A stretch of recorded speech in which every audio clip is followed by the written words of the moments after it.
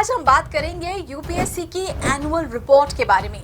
इस रिपोर्ट में यूपीएससी ने किन बातों का खुलासा किया है और आगे के वर्षों में उसका क्या करने का इरादा है। इस साल की प्रीलिम्स परीक्षा के बाद से ही हर स्टूडेंट के मन में यूपीएससी की सोच को लेकर एक कौतूहल है कि आखिर यूपीएससी अगले साल की परीक्षा में क्या करने जा रहा है। अब यूपीएससी क्या सोच रहा है इसका तो पता नहीं लगाया जा सकता है, लेकिन उसकी वार्षिक रिपोर्ट से हम ये अंदाजा तो लगा ही सकते हैं कि यूपीएससी की वर्क प्लान और एक्सपेक्टेशंस क्या है। तो आइए शुरुआत करते हैं आज के वीडियो की। नमस्कार, स्वागत है आपका प्रभात एग्जाम के यूट्यूब चैनल पर। ये एक ऐसा प्लेटफॉर्म है जहां आपको मिलती हैं सभी कम्पिटिटिव एग्जाम से जुड़ी महत्वपूर्ण जानकारियां जो आपको किसी भी एग्जाम में सफल होने में काफी मदद कर सकती हैं। अगर आप हमारे यूट्यूब चैनल पर पहली बार आए हैं तो हमें लाइक और सब्सक्राइब जरूर कर लें और हमारी लेटेस्ट वीडियोस और अपडेट सबसे पहले आप तक पहुंचे इसके लिए बेल आइकॉन को प्रेस करना ना भूलें। तो हर साल यूपीएससी एक एनुअल रिपोर्ट भारत के राष्ट्रपति को पेश करता है, जिसमें ये अपने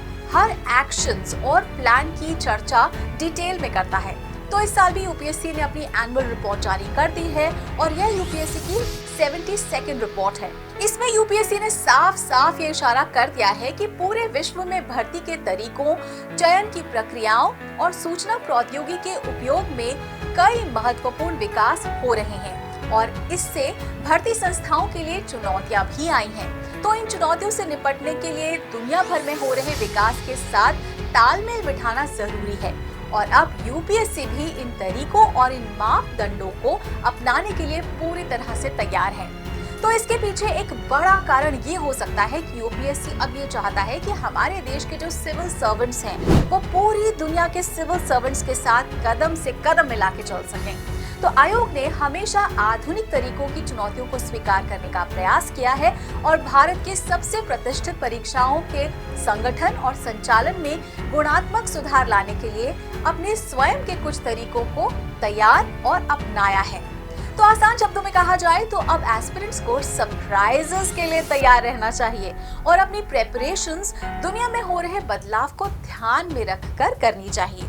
तो पिछले कुछ सालों के छात्रों का आरोप है कि यूपीएससी प्रीलिम्स की परीक्षा में कई सवाल आईआईटी और कैट के लेवल के थे, जो यूपीएससी के लिए गाइडलाइन में 10वीं के स्तर को फॉलो नहीं करते। तो इस रिपोर्ट से इस बात की थोड़ी बहुत पुष्टि होती है, क्योंकि इस रिपोर्ट से पता चलता है कि इंजीनियरिंग बैकग्राउंड से आने वाले परीक्षार्थी इस एग्जाम में अच्छा प्रदर्शन कर रहे हैं। इसके अलावा इंजीनियरिंग के छात्रों का अनुपात इस परीक्षा में तेजी से बढ़ रहा है।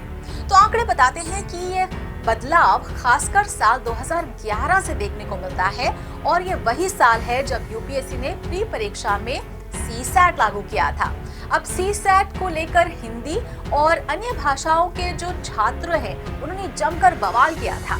हालांकि वर्तमान समय में इस पेपर को मात्र क्वालिफाइंग कर दिया गया है, यानी परीक्षा के नंबर आपके रिजल्ट में नहीं जुड़ते हैं। तो इस सीसैट पेपर को सिर्फ पास करना होता है।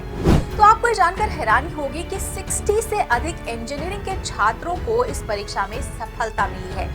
साल 2012 से लेकर 2020 तक अगर हम बात करें तो इंजीनियरिंग विषयों के साथ कई अभ्यर्थियों ने परीक्षा में सफलता पाई है और इनकी हिस्सेदारी परीक्षा में 2.7% की है, यानी 2.7% की है।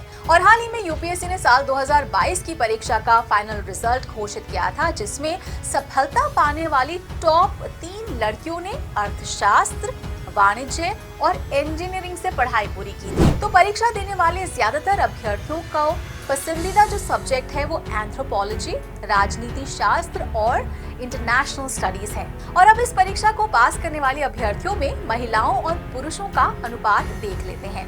तो इन आंकड़ों को देखने से साफ पता चलता है कि सिविल सेवा की परीक्षा में महिलाओं ने समय के साथ अच्छा प्रदर्शन किया है। साल 2022 में महिलाओं ने सबसे अच्छा प्रदर्शन किया है। इस साल फाइनल लिस्ट में 29% महिलाओं ने अपनी जगह बनाई है, जो सिविल सेवा के इतिहास में शायद सबसे ज्यादा है। तो दोस्तों, अगर आपको हमारा वीडियो पसंद आया हो तो अपने दोस्तों के साथ भी इसे जरूर शेयर कर लें और अगर आपके पास हमारे लिए कोई सवाल या सजेशन है तो कमेंट बॉक्स में लिखकर हमें जरूर बता दें। तो जल्द ही आपसे फिर मुलाकात होगी एक नए टॉपिक पर एक नए वीडियो के साथ। देखते रहिए प्रभात एग्जाम। नमस्कार।